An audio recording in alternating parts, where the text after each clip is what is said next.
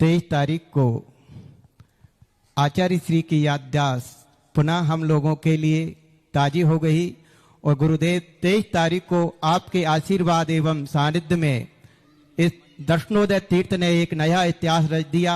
और अभी तक के जितनी भी दीक्षाएं हुई हैं उसमें मैं समझता हूं सबसे नंबर 1 पर थोबुंजी में जो दीक्षाएं हुई हैं, जन सैलाब के अनुसार ये लगता है कि महाराज जी जितना जन सैलाब पांडाल के अंदर था उससे दूना जन सैलाब पांडाल के बाहर विचरण कर रहा था। सब लोग झांक रहे थे कि एक झलक गुरुदेव के द्वारा दी जा रही दीक्षा को हम देख सकें। गुरुदेव, मेरी जिज्ञासा ये है कि आपने जो 12 भैया जी की दीक्षा दी है उनमें सभी भैया जी के नाम के आगे सुशब्द लगाया है, तो मेरा जिज्ञासा ये है कि सभी महाराज जी के नाम की क्या व्याख्या होती है, नाम की व्याख्या, और सुशब्द प्रत्यय लगाया है उसका क्या अर्थ है? पहली बात तो ये है कि थोबंजी में पहली बार हुई, मुझे जहां तक ध्यान है तेलक दीक्षा एक साथ इतनी भी पहली बार है।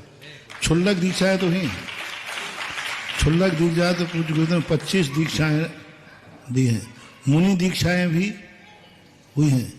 एलक दीक्षाएं एक साथ इतनी हुई हैं शायद मेरी स्मृति में नहीं है, किसी को हो तो पता नहीं। एलक दीक्षाएं एक साथ, एलक दीक्षाएं इतनी एक साथ तो नहीं हुई थी। अब रही बात सु लगाओ चाहे कु लगाओ, तुम प्रश्न तो कर ही देते, सु ने लगा के कु लगा देते हैं, मुंह लगा देते, मुकेश का मुंह लगा देते ये नाम है तात्कालिक जो भाव आया, जैसा भाव आया। एक बार आचार्य सिंह ने किया, सारे नीनी पर लगा दिए पूरी, कहीं दीक्षा हुई थी रामदेव, सब नी से सब वृश्चिक राशि में लगा दिया था, पूरे नी पर, नी से सबके नाम नी पर रख दिए, तो रख दिए। हम लोगों की जब दीक्षा हुई तो सबके नाम सा पे कर दिए, जिनके नाम आगे पीछे थे उनके भी मिला के कर दिए। जब मुनि दीक्षा हुई तो सबके नाम अलग अलग थे। जरा परम सागर नाम था, समता स्वभाव, फिर आगे एक और महाराज थे, सबके अलग अलग नाम, हाँ सबके नाम थे। तो उन्होंने सबके नाम बदल करके सबके नाम सा पे कर दिए, सुधा, समता, स्वभाव, समाधि, सरल। तो अब आचार्य से कौन पूछेगा महाराज जी आपने सा पे नाम क्यों रख दिए?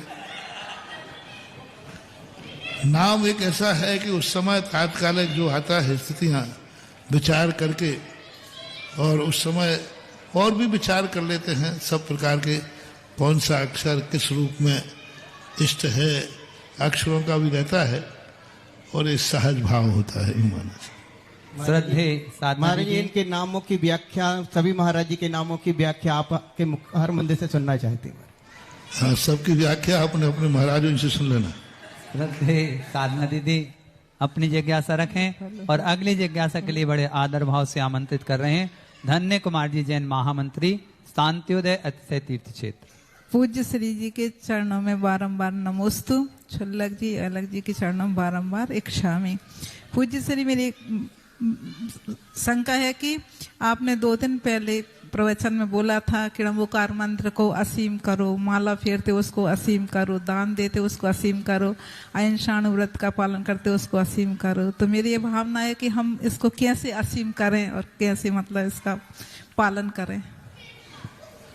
नाम की तुम व्याख्या कह रहे, सभी के नाम प्राय सबको याद ही है समान, अकेला एक नाम जरूर कठिन है जिसमें विद्वान लोग भी ने भी व्याख्या की है, सुमेध सागर। अब सुमेध सागर मेधस शब्द से बना है।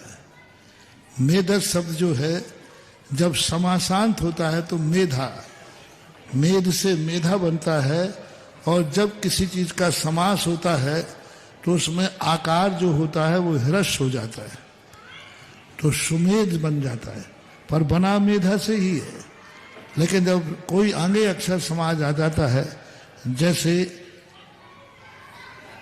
अमिताभ है, अमिताभ बच्चन होते ना, तो अमित आभा, आभ शब्द नहीं है, मूल शब्द है आभा, लेकिन जब अमित शब्द से समास किया तो अंत का जो दीर्घ था वह ह्रस्व हो गया अमिताभ। ऐसे और भी शब्द बनते हैं जिनके दीर्घ होते हैं और बाद में जाकर के समास होने पर वो ह्रस्व हो जाते हैं। तो इस प्रकार का बाकी सब आप लगा लेना, समझदार हो। नामकरण जो करते हैं उन नामकरणों पर बहुत बड़ा प्रभाव पड़ता है। नामकरण में बहुत सोच के करता हूँ, बहुत विचार करके करता हूँ। जैसे अभी मुकेश बाबू ने पूछा था, तो मैं इस पर बहुत सोच विचार के करता हूँ, क्योंकि पूज्यवर जिनसेन स्वामी ने महापुराण पर लिखा है कि नामों को रखते समय बहुत सोच विचार करना चाहिए। उसका अर्थ, उसका लक्षण, उसकी एनर्जी, उसका संबंध, सारी चीज़ों पर विचार किया जाता है।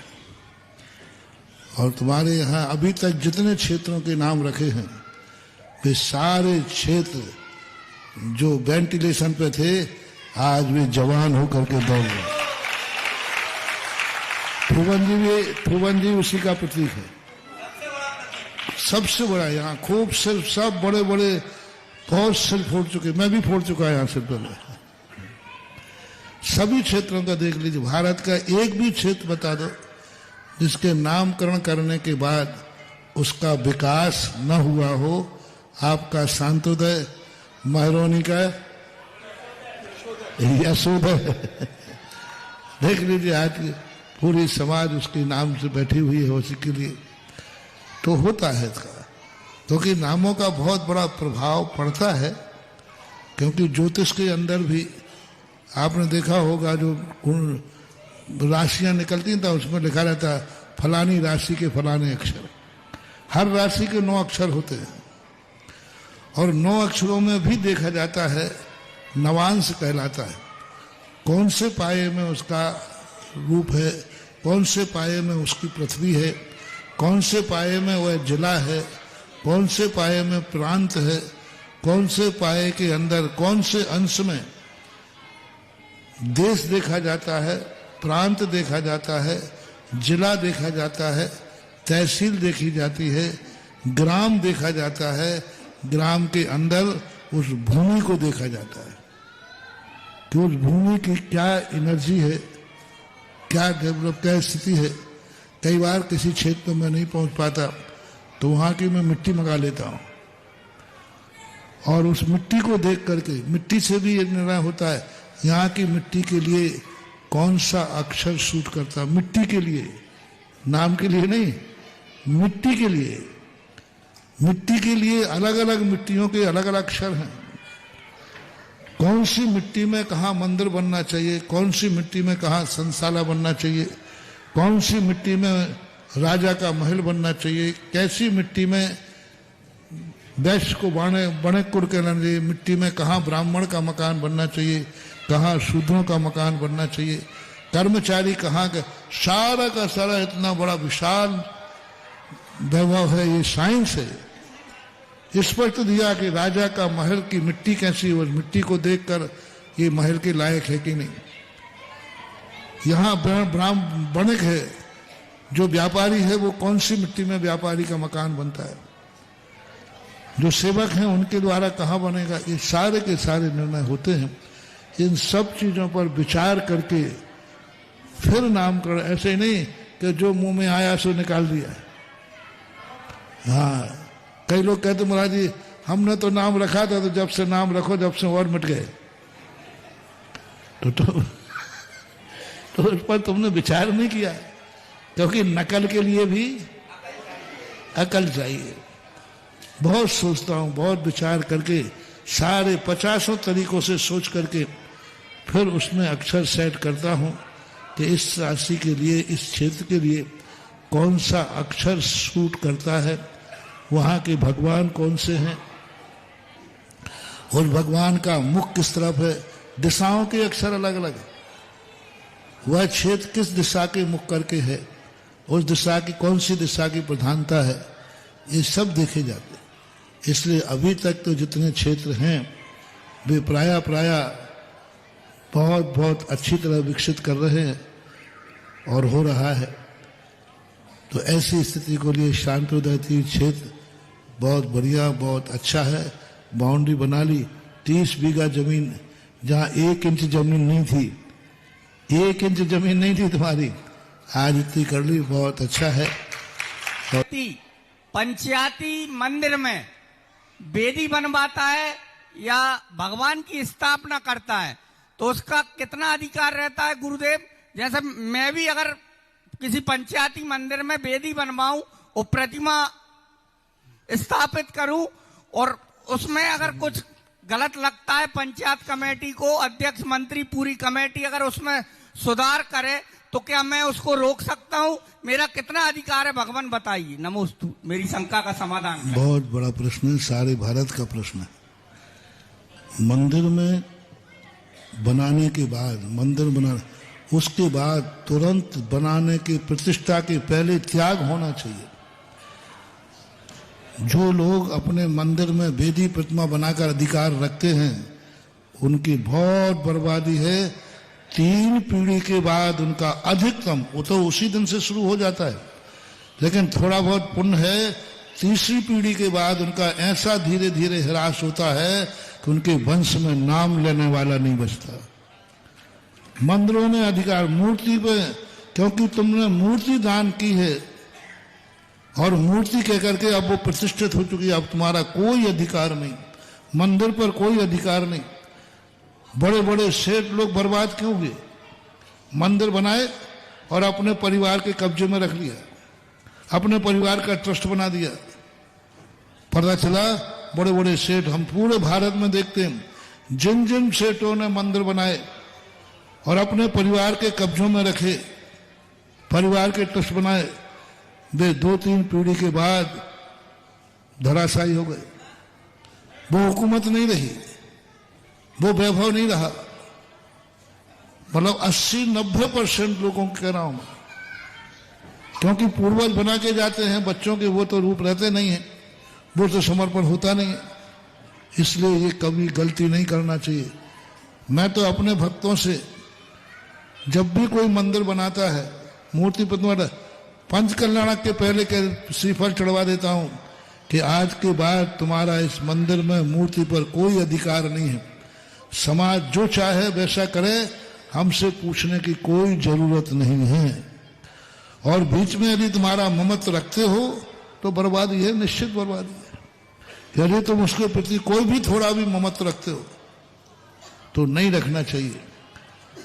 एक सेठ ने मंदिर बनाया, जब मंदिर को विराजमान करने की मूर्ति की बात आई, करोड़ों रुपया उसने लगाया, तो समाज ने कहा महाराज विराजमान नहीं, हम कहीं नहीं विराजमान करना। बोले महाराज जी ने करोड़ों रुपया लगा दिए, अब मूर्ति विराजमान की बोली तो 2-5 लाख की है, हमारे भाव में सेठ जी बैठा ले। मैंने कि आपका सेठ बैठा लेगा, मेरा भक्त नहीं बैठा लेगा। हमने उनसे कहा सेठ जी यदि समाज की मानना हो तो बैठा दो और मेरी मानना हो तो मत बैठाना। अब पूरा मंदिर बनाया, पूरा पंचकल्याण किया, अब भगवान को विराजमान न करने की बात आई, मैंने रोक दिया। सेठ जी कह रहे मैं तो महाराज की मानूंगा, बैठ गए वो। हम कहे आप मंदिर का त्याग कर दो, मेरा मंदिर नहीं, मैंने देखा नहीं, मेरे कोई लेना देना नहीं। अब बोली लगी तो मैंने बाजू में उनको बैठा लिया था। हमने सेठ जी बॉडी अपन को छोड़ना नहीं है।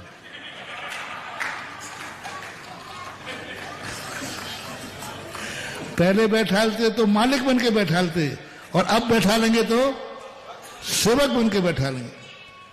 ऐसे ऐसे लोग देखे जिनकी आज 7 पीढ़ियों में भी दिन दूने रात चौगने बढ़ रहे हैं, जिन्होंने पूरा मंदिर बनाया, अंत में जीना की एक सीढ़ी रह गई, समाज के सामने झोली फैला दी, भैया हमारे पास जितना धन था मैंने सब मंदिर में लगा दिया, अब एक सीढ़ी बनाना है, ऊपर का कलशारोहण करना है। इसके लिए आप सब लोग थोड़ी थोड़ी दान राशि दे दे तो वो एक नीचे की सीढ़ी बन जाए और कलशारोहण हो जाए। लोग कहने लगे सेठ जी आपके यहाँ पैसे की कमी, आपके लिए इतना सब एक सीढ़ी बनाने को पैसा नहीं है। अरे भैया ये सब अपने अंदर की बातें हैं, अब क्या करें, आप तो दीजिए। सबने दे दिया और सीढ़ी बन गई, कलशारोहण हो गया। जब सम्मान की बात आई कि सेठ जी ने मंदिर बनाया, उन्होंने कहा रुको, first impression is last impression. पहली सीढ़ी समाज की, आखिरी कलसा समाज का, बीच का तो कोई मतलब ही नहीं। क्यों नहीं फलेंगे इनकी 7 पीढ़ियां? पूरा मंदिर बनाकर सीढ़ी समाज की कर दी, कलसर और मंदिर मेरा कहां है? पहला कदम समाज की सीढ़ी पर कलसर और ऐसा त्याग करते, ये अधिकार और कब्जा बना करके बाद में कहते हैं महाराज हमने जब से मूर्ति बैठा ली हम बर्बाद हो गए, हमारे पूर्वजों ने मंदिर बनाया हम बर्बाद हो गए। बर्बाद हो गई, ये अतिशय है। मंदिर बनाने वाला, मूर्ति बैठाने वाला यदि अपना अधिकार रखता है तो ये बर्बाद हो गई, ये धर्म का अतिशय है, चमत्कार है, बहुत बड़ा अतिशय है। इसको कम विद्वानी मानना अतिशय है, चमत्कार है। इसलिए सदा मंदिर आदि धर्म कार्यों पर, धर्म आयतनों पर अपना कभी अधिकार नहीं जताना, तुरंत त्याग दो। समाज जाने, समाज के काम जाने, हमारी तरफ से तो बड़ी है, ऐसे ही त्याग देना चाहिए जैसे आप नारियल छोड़ देते हैं। अब इस नारियल को कौन उठाएगा? कोई नहीं, हमने त्याग दिया। दान दी हुई वस्तु का अन्न था, फिर आप तैयार रहिए उसके हद से। जहां जहां मैं सारे भारत में देख रहा हूं, जिन जिन ने वेदियों पर, मूर्तियों पर, मंदिरों पर अपने कब्जे जमाए, उनका हिरास हो जाता है। आगम का वचन है, शास्त्र है, नहीं करना चाहिए।